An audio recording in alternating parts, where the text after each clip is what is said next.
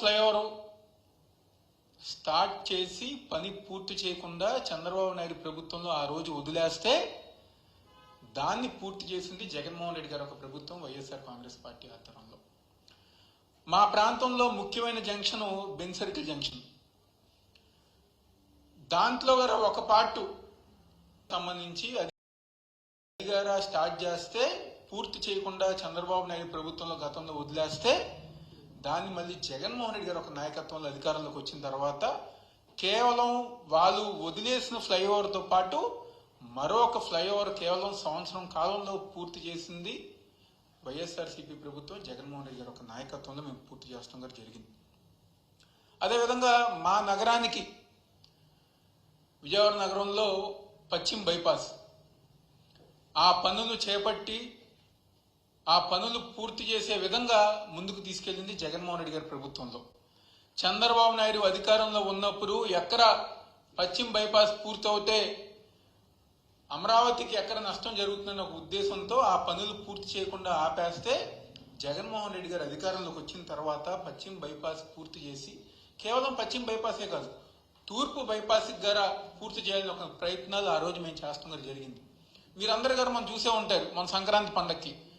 ఇది వరకు సంక్రాంతి పండగకి వేరే వేరే నగరాల నుంచి జనాభా రావాలంటే ట్రాఫిక్ జామ్తో ఎన్నో ఇబ్బందులు పడితే మొన్న సంక్రాంతి కంటే జగన్మోహన్ రెడ్డి గారు ఒక నాయకత్వంలో పూర్తి చేసిన పశ్చిమ బైపాస్ కారణంగా ఎటువంటి ట్రాఫిక్ లేకుండా ఎవరికి వాళ్ళు సొంతూరులు ప్రశాంతంగా వెళ్ళారంటే దానికి కారణం జగన్మోహన్ రెడ్డి గారు ఒక పరిపాలన, ఆ రోజు ఆయన చేసిన కార్యక్రమం. అదేవిధంగా ఈరోజు దేశంలో ఏ ప్రాంతంలో అయినా ఎక్కడైనా మేము గర్వంగా మా విజయవాడ నగరంలో అమ్మవారి టెంపుల్తో పాటు దాదాపుగా 400 కోట్ల రూపాయలతో అంబేద్కర్ గారి విగ్రహం ఏర్పాటు చేశాము. దాని చుట్టూ పార్క్ ఏర్పాటు చేశాము, కన్వెన్షన్ సెంటర్ ఏర్పాటు చేశాం.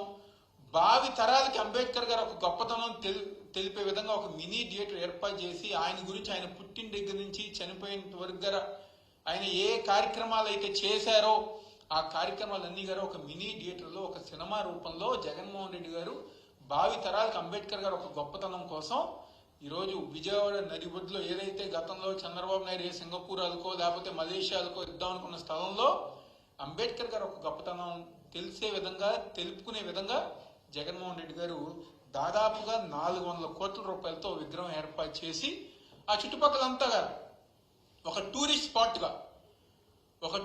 స్పాట్గా ఎవరు విజయవాడ అమ్మవారిని దర్శనం చేసుకోవడానికి వచ్చిన వాళ్ళు అంబేద్కర్ గారి విగ్రహం గారు చూస్తానికి వెళ్ళే విధంగా ఒక మంచి టూరిస్ట్ స్పాట్గా జగన్మోహన్ రెడ్డి గారు ఒక నాయకత్వంలో మేము అంబేద్కర్ గారి విగ్రహం తయారు చేస్తాం జరిగింది. కానీ ఈ సంవత్సరం కాలంలో మీ అందరు గారు చూసే ఉంటారు, ఏ రోజైనా ముఖ్యమంత్రి గారైనా డిప్యూటీ సీఎం గారైనా లేకపోతే వాళ్ళకి సంబంధించిన ఏ మంత్రి అయినా ఎవరన్నా వెళ్ళి ఒక్క పూలదండాన్ని వేశారా? అదేవిధంగా ఆగస్ట్ 15 కానివ్వండి లేకపోతే రిపబ్లిక్ డే కానివ్వండి అనేక చోట్ల లైటింగ్లు పెడతారు. ఒక అంబేద్కర్ గారి విగ్రహాన్ని మాత్రం ఒక చీకటిగా ఒక లైట్ వెలగకుండా మెయింటెనెన్స్ చేయకుండా దాని లోపల ఏదైతే పార్క్ ఉందో ఆ బ్యూటిఫికేషన్ అంతా గారా చెరగొట్టేసి దాన్ని మెయింటైన్ చేయకుండా నిర్లక్ష్యానికి గురి చేసింది ఈరోజు కూటమి ప్రభుత్వం ఆధ్వర్యంలో. అదేవిధంగా మీ అందరు గారు చూసి ఉంటారు, మన వరదలు వచ్చినాయి. దాదాపుగా 12 లక్షల క్యూసెక్ల నీరు మన విజయవాడ నగరంలో వరదలు వస్తుంది గారు జరిగింది. ఒక్క ఇల్లు మా కృష్ణలంక ప్రాంతం, మా రాణిగారి తోట ప్రాంతం, ఒక్క ఇల్లు అంటే ఒక్క ఇల్లు గారు తెరవకుండా నీళ్ళు అనేది రాకుండా దాదాపుగా 382 కోట్ల రూపాయలతో రిటైనింగ్ వాల్ కట్టిన ఘనత జగన్మోహన్ రెడ్డి గారిది. ఎలక్షన్ ముందుగా వాళ్ళు చాలా గొప్పలు చెప్పుకున్నారు, అసలు రిటైనింగ్ వాళ్ళు స్టార్ట్ చేసింది మేమే అని చెప్పండి, మరి ఎందుకు కట్టలేకపోయారు? జగన్మోహన్ రెడ్డి గారు ఆ రోజు అసెంబ్లీ సాక్షిగా ఒకటే చెప్పారు, నేను పాదయాత్ర సమయంలో కృష్ణలంక ప్రాంత వాసులు, రాణిగారి తోట ప్రాంత వాసులు ఏదైతే ఇబ్బందులు పడుతున్నారో దానికి అనుగుణంగా నేను అధికారంలోకి రాగానే రిటైనింగ్ వాల్ కట్టి చూపిస్తా అన్నారు. ఆ విధంగా అధికారంలోకి రాగానే కేవలం సంవత్సరం కాలంలో రికార్డ్ బ్రేక్.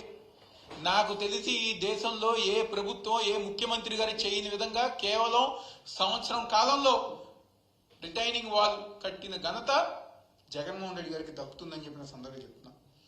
అదేవిధంగా అమ్మవారి ఆలయం దుర్గగుడికి సంబంధించి ప్రభుత్వం తరపు నుంచి అమ్మవారి టెంపుల్ని డెవలప్మెంట్ చేసే విధంగా ఎవరన్నా పూనుకున్నారన్నా లేకపోతే ఎవరన్నా చేశారంటే అది జగన్మోహన్ రెడ్డి గారి ఒక నాయకత్వంలోనే జరిగింది. గతంలో అభివృద్ధి పేరుతో చంద్రబాబు నాయుడు వచ్చినప్పుడు మొత్తం గుళ్ళన్నీ గారు కొట్టేశాడు. కొత్తగా నిర్మించిన గుళ్ళు గారు కాదు, ఎన్నో సంవత్సరాలుగా ఎన్నో లక్షల మందికి ఒక సెంటిమెంట్గా ఆ గుడికి వెళ్తే మాకు మంచి జరుగుతుందని చెప్పిన భావించిన గుళ్ళ గారా చంద్రబాబు నాయుడు 2014 నుంచి 19లో అధికారంలోకి వచ్చిన తర్వాత ఆ గుళ్ళన్నీ గారు కొట్టేస్తే మళ్ళీ ప్రజానికం ఒక కోరిక మేరకు ప్రజానికం కోసం జగన్మోహన్ రెడ్డి గారు ఒక నాయకత్వంలో ఆ గుళ్ళన్నీ గారు మళ్ళీ నిర్మించాలని చెప్పని శంకుస్థాపన చేశారు. విజయవాడలోని ప్రతి సెగ్మెంట్లో ఏదైతే వైద్య పరంగా కొత్త హాస్పిటల్ నిర్మించి మా విజయవాడ హాస్పిటల్లో సూపర్ స్పెషాలిటీ బ్లాక్ నిర్మాణం కోసం 150 కోట్ల రూపాయలతో ఆ రోజు జగన్మోహన్ రెడ్డి గారు ఒక నాయకత్వంలో మేము నిర్మించడం జరిగింది. కోవిడ్ సమయంలో ఎంతో మంది ఎవరైతే ప్రజానీకం ఉన్నారో పేదవారు ఉన్నారో వాళ్ళందరి ద్వారా జగన్మోహన్ రెడ్డి గారు కట్టించిన సూపర్ స్పెషాలిటీ బ్లాక్లో ఎంతో మంది వైద్యం చేసుకుని చాలా మంది ప్రాణాలు కాపాడింది జగన్మోహన్ రెడ్డి గారు ఒక నాయకత్వంలో. ఇన్ని మంచి కార్యక్రమాలు మేము చేసాం, ఇన్ని అభివృద్ధి కార్యక్రమాలు చేసాం. కానీ చంద్రబాబు నాయుడు అధికారంలోకి వచ్చిన తర్వాత మా విజయవాడ